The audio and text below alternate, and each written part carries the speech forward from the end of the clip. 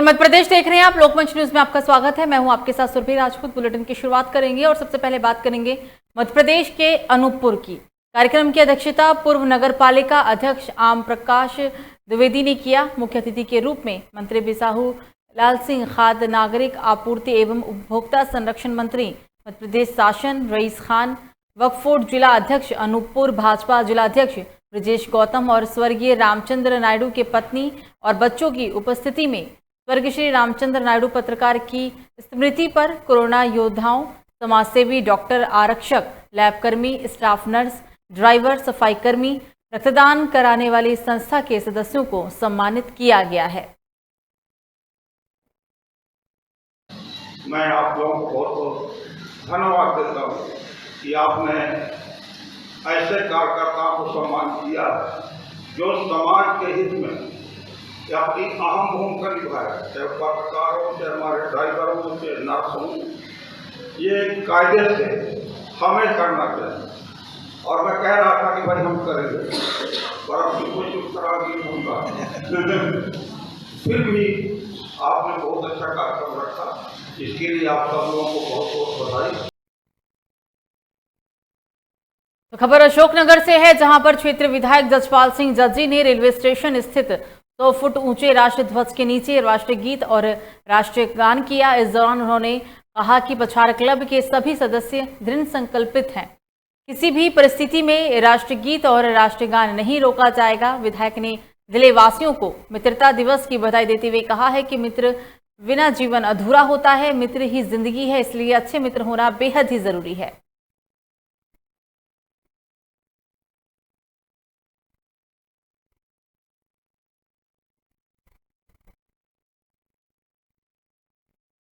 तो खबर बैतूल से है, जहां बैतूल जिले के बरई करपा चंदौरा गांव के युवाओं ने अपने गांव के बालाजीपुरम तक 60 किलोमीटर की रनिंग पूरी कर ली है। ये बहुत ही जोशपूर्वक बात रही है। ये देशभक्ति का एक जुनून भी है। परिवार की आर्थिक स्थिति ठीक नहीं होने से ज्यादा ये युवा शिक्षा नहीं ले सके, इसलिए इंडियन आर्मी में और देश सेवा करने का जुनून युवाओं में देखने को मिलता है।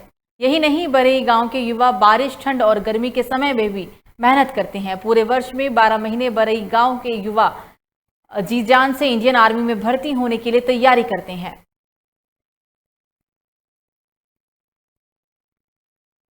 तो बरई ग्राम के युवा राकेश पवार का कहना है कि 2 सालों से आर्मी रैली भर्ती नहीं होने के कारण गांव में युवाओं का हौसला और जुनून थोड़ा कम जरूर पड़ा था, लेकिन अभी लॉकडाउन थोड़ा खुलने के कारण युवाओं के अंदर इंडियन आर्मी भर्ती कराने का जोश फिर से देखने को मिल रहा है। रोजाना पड़ोसी गांव से शहर से जोड़ो अभियान के तहत युवाओं के अंदर एक ऐसा पैतरा भी देखने को मिलता है और बरई गांव का एक युवा एक गांव से दूसरे गांव तक दौड़ लगाकर जाने का एक अपना ही महत्व है।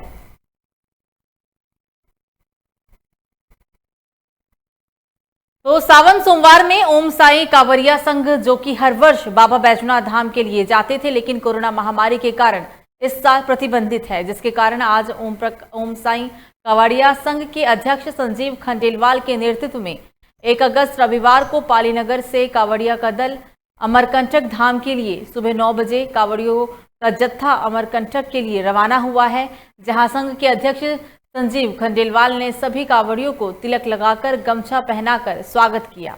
बताते चलें आपको कि ओम साई कांवड़िया संघ के अध्यक्ष संजीव खंडेलवाल ने कहा है कि नगर में कांवड़ियों का दल सुबह 9 बजे साई मंदिर में पूजा अर्चना कर नगर भ्रमण कर माता बिरसाने के पूजा अर्चना करने के पश्चात रवाना हुए। इन्होंने ये भी कहा कि कुल 150 से 200 लगभग कांवड़ियों का रजिस्ट्रेशन भी किया जा चुका है। कहा जा रहा है कि सभी कांवड़िया पाली से अमरकंटक धाम पहुंचकर सोमवार को मां नर्मदा से जल भरकर जलेश्वर महादेव भगवान शंकर को जल चढ़ाकर पाली पहुंचेंगे।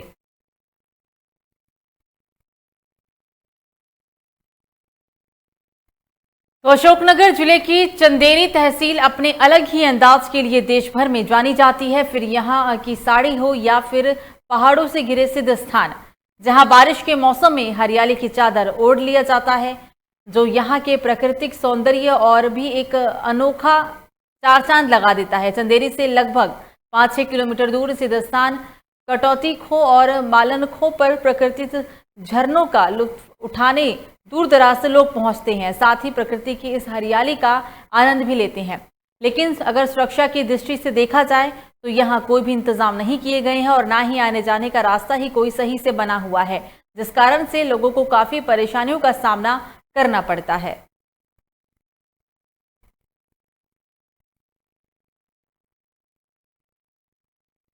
तो एक दिवसीय प्रवास पर पहुंचे राज्यसभा सांसद डॉक्टर विकास महात्मे ने भाजपा कार्यालय में आयोजित पत्रकार वार्ता में राज्यसभा सांसद डॉक्टर विकास महात्मे ने कहा है कि पूर्व मंत्री नाना भाऊ मोहाड़ और दिव्यांग जनों के लिए कार्यरत ग्रामीण आदिवासी समाज विकास संस्थान के विजय धवले छिंदवाड़ा ने जिले के दिव्यांग जनों को सहायक उपकरण प्रदान करने की मांग रखी थी। तब उन्होंने तत्कालीन केंद्रीय सामाजिक न्याय एवं अधिकारिता मंत्री थावरचंद गहलोत से ओलंपिकों में के माध्यम से सहायक उपकरण प्रदान करने की मांग भी की थी।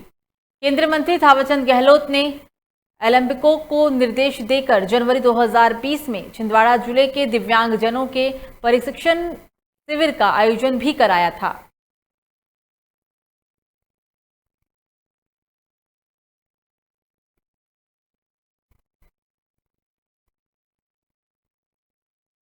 तो खबरों में आगे बढ़ेंगे और अब बात करेंगे एक और अहम खबर की। छिंदवाड़ा से अगली खबर, जहां के मोहनखेड़ विकासखंड के सावरी बाजार के प्राथमिक स्वास्थ्य केंद्र में शासन के कागजी कार्रवाई में उचित उपचार की सही व्यवस्था व डिलीवरी की सुविधा उपलब्ध है, लेकिन जब ग्रामीण वहां उपचार कराने पहुंचते हैं तो हॉस्पिटल में ना ही डॉक्टर मिलता है और ना ही डिलीवरी की कोई व्यवस्था ही हो पाती है।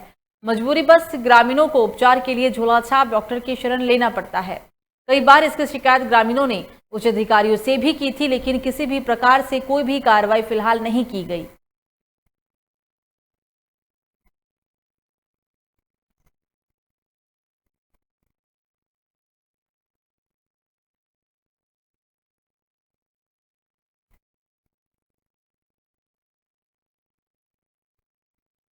तो खबर गुना से है, जहां गुना में लगातार हो रही बारिश से अब सबसे ज्यादा हालात बद से बदतर हो चुके हैं। यहां पर 4 करोड़ की लागत से बनने वाली पुलिया देर रात बारिश के पानी में बह गई। इस पुलिया का निर्माण पिछले 4 महीनों से पीडब्ल्यूडी विभाग द्वारा एक निजी ठेकेदार से करवाया गया था। निर्माण पूरा भी हुआ ही नहीं था, जिससे कि पहले बारिश में ही पुलिया और रोड पानी में बह गया, जिससे म्याना क्षेत्र में रहने वाले निचली बस्तियों के घरों में भी पानी जा घुसा।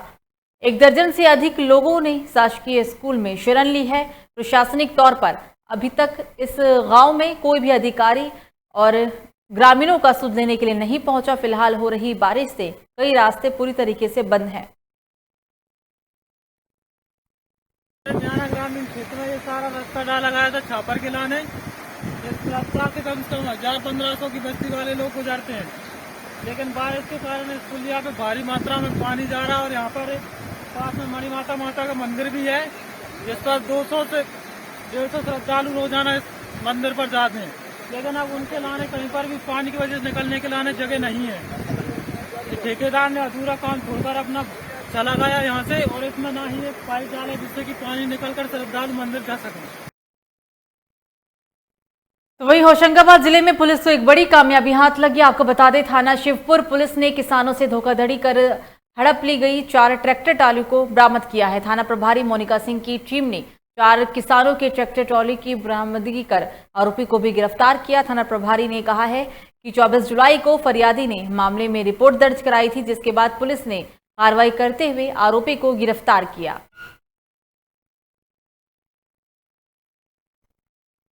मध्य प्रदेश के सिवनी मालवा की आपको ये पूरा घटनाक्रम बता रही है। पुलिस ने कार्रवाई करते हुए ट्रैक्टर ट्रॉली को जब्त किया और आरोपियों को भी गिरफ्तार किया गया। हालांकि इस संदर्भ में पहले ही ग्रामीणों ने इस बात की सूचना दी थी, एफआईआर दर्ज कराया गया था और पुलिस ने कार्रवाई करते हुए ट्रैक्टर ट्रॉली को जब्त कर लिया। थाना शिवपुर में फरियादी असलम, जो कि पेशे से किसान हैं, उनने अपना ट्रैक्टर ट्रॉली राजकुमार सोलंकी नामक व्यक्ति को किराए पे दिया था, परंतु उनको पता चला कि राजकुमार सोलंकी ने कहीं उनका ट्रैक्टर ट्रॉली बेच दिया है, धोखाधड़ी पूर्वक उनके साथ कार्य किया है। तो उन्होंने थाने में रिपोर्ट की थी और इसी क्रम में थाना शिवपुर क्षेत्र के और भी किसान भाई हैं जिनके ट्रैक्टर ट्रॉली राजकुमार सोलंकी ने धोखाधड़ी से लिया था।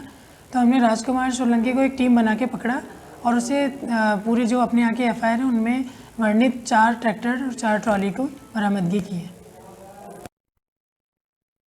तो इंदौर की जेल पेट्रोल पंप पर अब कई सुविधाएं दी जा रही है। आपको बता दें कि औद्योगिक राजधानी इंदौर की केंद्रीय जेल में 6 महीने पहले शुरू किए गए पेट्रोल पंप पर अब नई सुविधाएं जुड़ने के साथ कई बदलाव भी नजर आने लगे हैं। इन्हीं बदलावों का ये परिणाम है कि बहुत ही कम समय में केंद्रीय जेल इंदौर इंडियन ऑयल के सहयोग से शुरू किया गया।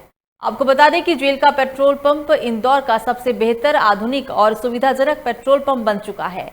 हाल ही में केंद्रीय जेल द्वारा संचालित पेट्रोल पंप को अमृत महोत्सव में प्रदेश के टॉप 10 पेट्रोल पंप में भी स्थान मिला था।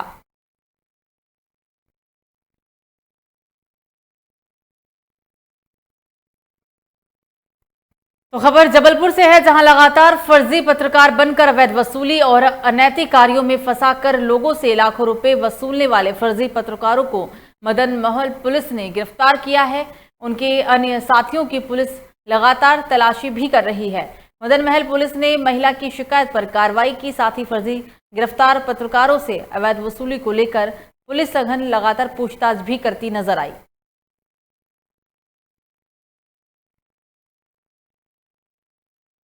आधा देखो, हम वहाँ पर गए, बैठी बस थे, उतने में हमको बोलने लगे, हाँ उतने में हमको बोलने लग गए कि क्या कर रहे थे तुम यहाँ पर, और एकदम से मारने लग गए। तो मैंने बोली कुछ किए भी नहीं और मारने लग गए, क्या हो गया बताओ हमको भी।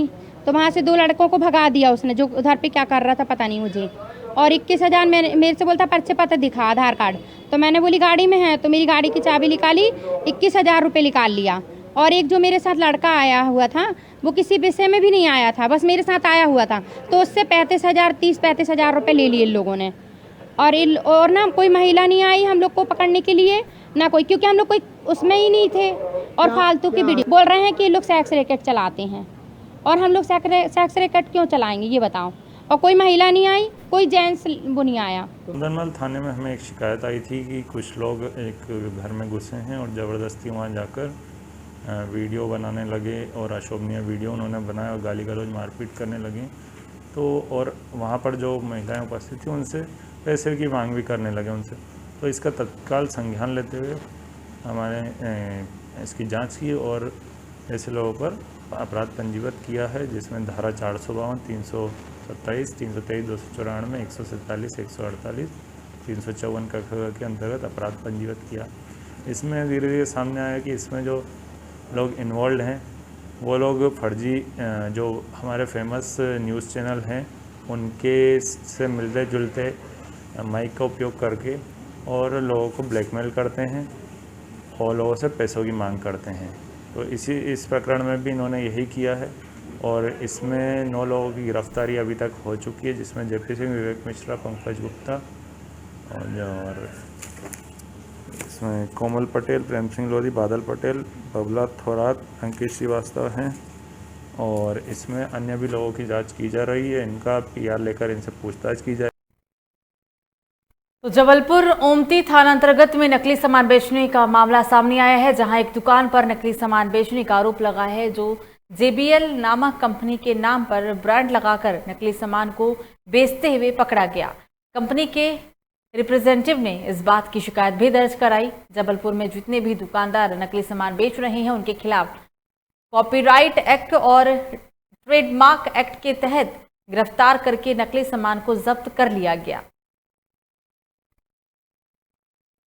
कंपनी जो है ये हरमन इंटरनेशनल इंडस्ट्रीज़ जो है ये अमेरिका की कंपनी है, जो कि प्रोडक्ट बनाती है JBL के नाम से। इनका ट्रेडमार्क रजिस्ट्रेशन जो है भारत में JBL के नाम पे है। इनके जो रिप्रेजेंटेटर हैं उनने आके शिकायत दर्ज कराई है कि जबलपुर में जो है बहुत सारे लोग जो है नकली नाम से जो है JBL का दुरुपयोग करके और प्रोडक्ट विक्रय कर रहे हैं। इस पे जो है कॉपीराइट एक्ट और ट्रेडमार्क एक्ट के तहत कार्रवाई की गई है और इनसे जो है नकली सामान जब्त किया गया है। तो खबर जगदलपुर से है, जहां शासकीय कन्या उच्चतर माध्यमिक शाला क्रमांक 2 हेड देवांगन सर बच्चों के माता पिता परिवार के सदस्यों से चर्चा की है कि कोविड-19 गाइडलाइन वार्ड के पार्षद कमलेश पाठक स्कूल को पहले सैनिटाइजर कराएं। परिवार वाले बच्चों से चर्चा, बरसात में आने वाले स्कूल की आसपास की जो रोड है, बरसात में बच्चों को छोड़ने में दिक्कत का सामना करना पड़ता है। बताते चले कि आधा रोड पूरा हो चुका है, बाकी का काम अभी भी जारी है। स्कूल के हेड देवांगन सर, जो बच्चे ऑनलाइन पढ़ाई नहीं कर सकते हैं, जिन बच्चों के पास मोबाइल नहीं है, उन बच्चों के माता पिता से चर्चा कर अपने बच्चों को 2 अगस्त से स्कूल भेजने की परमिशन दे और उन्हें वैक्सीन लगाने की भी उन्होंने अपील की।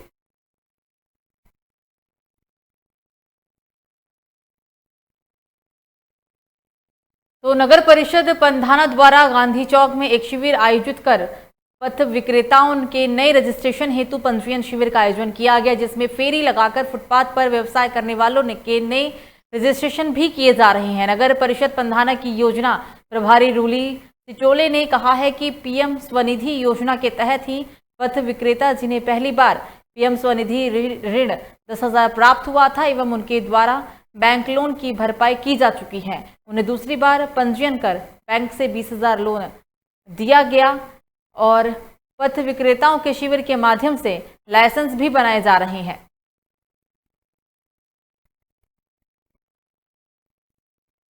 मैं नगर परिषद पंधाना में योजना प्रभारी हूँ। मेरा नाम रूली सिटोले है और यहाँ आज शिविर का आयोजन इसलिए किया गया है कि पीएम स्वनिधि के अंतर्गत पथ विक्रेता धारक जो सड़क पर बैठ कर के दुकानें लगाते हैं उनके लिए न्यू रजिस्ट्रेशन हो रहे हैं पोर्टल पर, और जो पिछले वर्ष 10,000 रुपये के ऋण ले चुके हैं उनके 20,000 के ऋण के नए आवेदन लिए जा रहे हैं।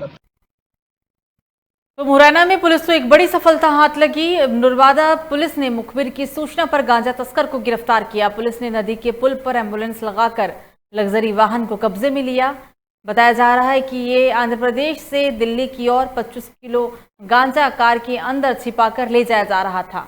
आरोपियों के विरुद्ध मादक पदार्थ अधिनियम के तहत 6 लाख के वाहन सहित 25 किलो गांजा भी बरामद किया गया। साथ ही सभी आरोपियों को जेल भेज दिया गया।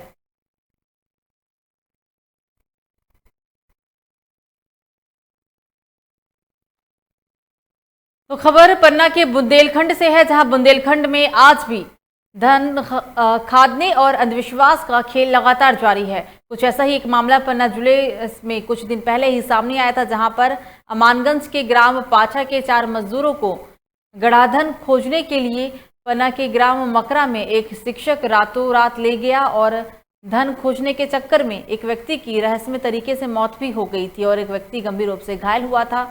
ऐसे आरोप गांव के ही मजदूरों ने लगाए थे, जो मजदूर ये काम करने के लिए गए थे। इस मामले को लेकर गुनौर विधायक और कांग्रेस पार्टी ने पीड़ित मजदूर के साथ पहले ही एसपी की जांच के लिए शिक्षक के ऊपर कार्रवाई की बात भी कही थी, लेकिन कोई भी कार्रवाई नहीं होने से नाराज परिजन और ग्रामीण एक बार फिर न्याय की गुहार लगाने पन्ना कलेक्ट्रेट पहुंचे, जहां पर उन्होंने कलेक्ट्रेट के सामने नायब तहसीलदार को ज्ञापन सौंपकर कार्रवाई की मांग की। तो इस बीच सतना से एक बड़ी खबर सामने आ रही है। जिले में बारिश का कहर जारी। चित्रकूट में 4 दिनों से लगातार हो रही बारिश से मंदाकिनी नदी का जलस्तर बढ़ा। इस वक्त की बड़ी खबर आपकी टीवी स्क्रीन पर। बारिश होने के कारण मंदाकिनी नदी का जलस्तर बढ़ गया है। प्रशासन ने लोगों को सुरक्षित स्थान पर जाने की चेतावनी भी दी है। पुलिस अधीक्षक ने खुद मौके पर पहुंचकर इलाके का जायजा लिया। मंदाकिनी नदी की आप ये तस्वीर देख रही हैं। अचानक रुक रुक कर हो रही तेज बारिश की वजह से मंदाकिनी नदी का जलस्तर बढ़ गया है और इसके आसपास में रहने वाले जो भी लोग हैं, इलाके के आसपास रहने वाले लोगों को प्रशासन की तरफ से चेतावनी भी जारी की गई।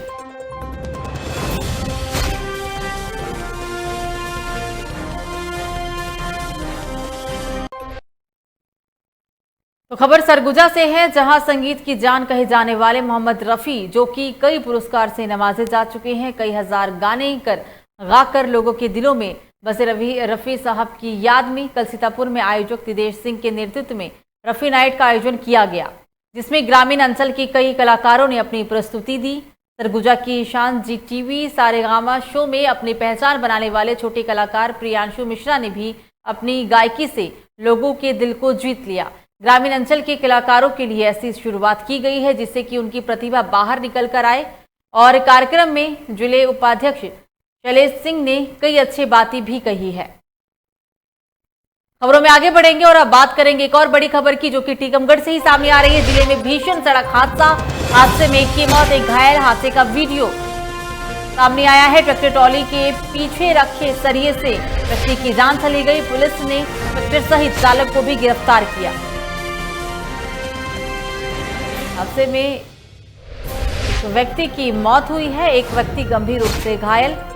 हालांकि ये हादसे का जो पूरा वीडियो है अब सामने आ चुका है। ये पूरा मामला मध्य प्रदेश के टीकमगढ़ से। फिलहाल पुलिस ने कार्रवाई करते हुए ट्रैक्टर ट्रॉली को और चालक को भी गिरफ्तार किया। ट्रैक्टर ट्रॉली को कब्जे में लिया गया और चालक को गिरफ्तार कर लिया गया है।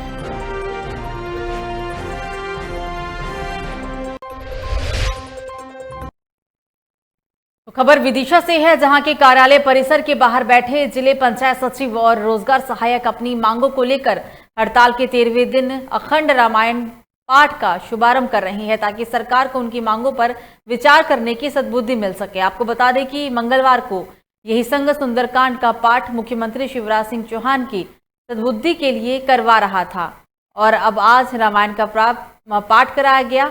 ये भी कहा गया है कि जब तक मांगों पर विचार नहीं किया जाता तब तक उनका ये प्रदर्शन जारी रहेगा। अखंड रामायण पाठ कराया गया। इससे पहले सुंदरकांड का पाठ कराया गया था।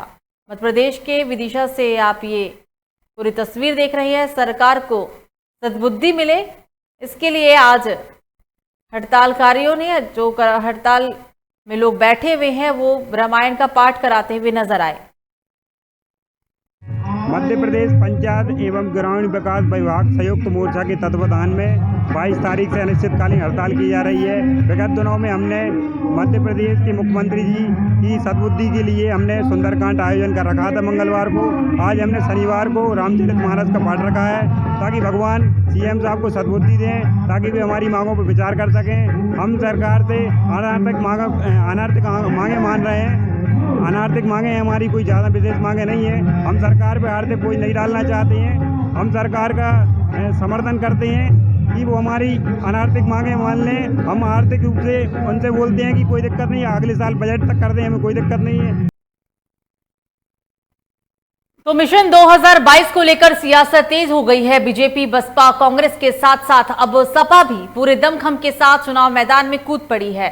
सपा अब ब्राह्मण मतों को अपने पाले में करने के लिए 5 अगस्त को ब्राह्मण प्रबुद्ध वर्ग सम्मेलन करने जा रही है। इस सम्मेलन को लेकर समाजवादी पार्टी के पूर्व विधायक व परशुराम चेतना समिति के राष्ट्रीय अध्यक्ष संतोष पांडे ने लोकमंच न्यूज के UP bureau chief Asif Beg से खास बातचीत की है। आप भी देखिए ये बातचीत। ये हमारे साथ मौजूद हैं प्रबुद्ध वर्ग के सम्मेलन के अगुआ संतोष पांडे जी, जिनसे बात करते हैं कि जो 5 तारीख का कार्यक्रम है, इसके क्या मुद्दे रहेंगे और क्या तैयारी है। देखिए, अभी आपने चर्चा की प्रबुद्धजनों की, तो प्रबुद्धजन तो सब समाज में होते हैं। हम लोगों ने, हमारे राष्ट्रीय अध्यक्ष जी ने एक निर्णय लिया है कि पूरे उत्तर प्रदेश में घूम के जो ये आतताई सरकार है मौजूदा समय में अन्याय कर रही है सभी जाति धर्म के लोगों के साथ, तो जो बुद्धिजीवी है उसकी जिम्मेदारी ज़्यादा बनती है। तो हम लोग संवाद करने निकल रहे हैं। आएंगे कि ये जो सरकार है ये ना रोजगार का ध्यान दे रही है, बेरोजगारों का ध्यान दे रही है, ना जो है गरीबों का ध्यान दे रही, किसानों का दे रही है। उत्तर प्रदेश में अगर खुशहाली का रास्ता है तो वो समाजवादी पार्टी और अखिलेश यादव जी के रास्ते पे आप चलेंगे तभी खुशहाली मिलेगी। और मेरा ये मानना है कि हम लोगों की जिम्मेदारी बहुत बड़ी है। हम लोग, हमारे समाज के लोग हर तबके से जुड़े हुए हैं और हम अपनी बात कहने का, हमारी बात को लोग सुनते हैं, महसूस करते हैं। हमारा मतलब हमारे समाज की बात। तो हमारा कर्तव्य बनता है कि प्रदेश जो इस समय जिस अवस्था में है उसको हम लोगों की जिम्मेदारी बनती है कि निकालें और खुशहाली के रास्ते पे ले जाएं। इसका प्रयास हम लोग कर रहे हैं। बसपा भी सम्मेलन कर रही है, तो क्या लग रहा है कि जो कह रहे हैं उनका सीधा आरोप है, कई जगह उनका सम्मेलन हुआ, हालांकि सम्मेलन उनका फ्लॉप हुआ या पास हुआ ये अलग बात है, लेकिन वो सीधे तौर पर आरोप लगा रहे हैं कि सपा जो है, सपा में कभी ब्राह्मणों का सम्मान नहीं है। मैं कह रहा हूँ, जब सतीश चंद्र मिश्रा जी की सरकार थी मायावती जी की, तो उन्होंने अपने परिवार के 10 लोगों को लाल बत्ती दे दी। उनको लगता है पूरे प्रदेश, उन्हीं का परिवार पूरा प्रदेश का ब्राह्मण समाज है। अब मैं आपको बताना चाहता हूँ सिलसिलेवार कि हमारे यहाँ क्या सम्मान है, उनके यहाँ क्या सम्मान था। आज एशिया का सबसे बड़ा पार्क जनेश्वर मिश्र जी के नाम अगर नंबर 2 की कुर्सी विधानसभा अध्यक्ष की वो आदरणीय अखिलेश यादव जी ने माता प्रसाद पांडे जी को दिया। 8 कैबिनेट मिनिस्टर हमारे थे, 23 हम लोग MLA थे। हर जगह हमारी भागीदारी है, हर जगह हमारा सम्मान है, हम लोगों ने तो करके दिखाया है। और हम उनको बी टीम मानते हैं बीजेपी की। वो ये देख रहे हैं कि ब्राह्मण समाज पूरी तरीके से मन बना लिया अखिलेश यादव जी के साथ आने का, तो वो गुमराह करने निकल पड़े, चला जाए जिससे काम बीजेपी का बन जाए। तो हम लोग हमारा समाज इतना समझदार है कि उसको क्या करना है। पूरा गोलबंद हो रहा है समाज बहुत मजबूती से। उत्तर प्रदेश के 22 के चुनाव में हमारा समाज ये दिखाएगा कि अगर आप अपमान करोगे तो हम जवाब देना जानते हैं। उत्तर प्रदेश में जिस तरह से समाज का अपमान हो रहा है आपसे छुपा नहीं है, आप देख रहे हैं। आप लोगों ने मुद्दा उठाया है, खुशी दुबे के साथ जो अत्याचार हो रहा है वो दिख नहीं रहा है। इसका जवाब 22 में हम लोग लेने जा रहे हैं। और उत्तर प्रदेश में एक ही विकल्प है, विकास का जो चेहरा है वो अखिलेश यादव जी का है। सभी जाति धर्म के लोगों को लेके चलना, अगर आप देखेंगे, तुलना करेंगे तो एक ही नाम आएगा, अखिलेश यादव जी का। तो फिलहाल बुलेटिन में मुझे दीजिए इजाजत। लोकमंच न्यूज पर खबरों का सिलसिला जारी रहेगा। नमस्कार।